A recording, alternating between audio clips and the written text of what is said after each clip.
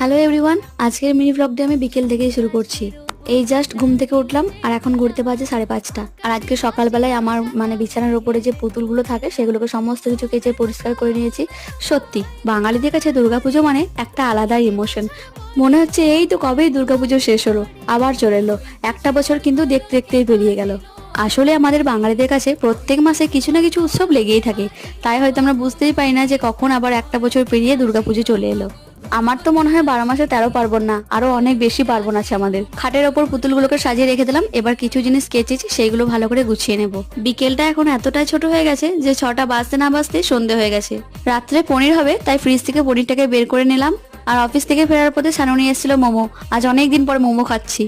আর স্যুপের কালারটা দেখো, যেন মনে হচ্ছে ম্যাঙ্গো জুস। বেশি খাইনি, আমি ওই 2 পিস মতো মোমো খেয়েছিলাম, বাকিটা সানুই খেয়েছিল। মোমো খেতে খেতেই আজকের মিনি ব্লগটি শেষ করছি। দেখা হচ্ছে আবার অন্য কোনো মিনি ব্লগে। ততক্ষণ জন্য সকলে ভালো থাকবে, টাটা।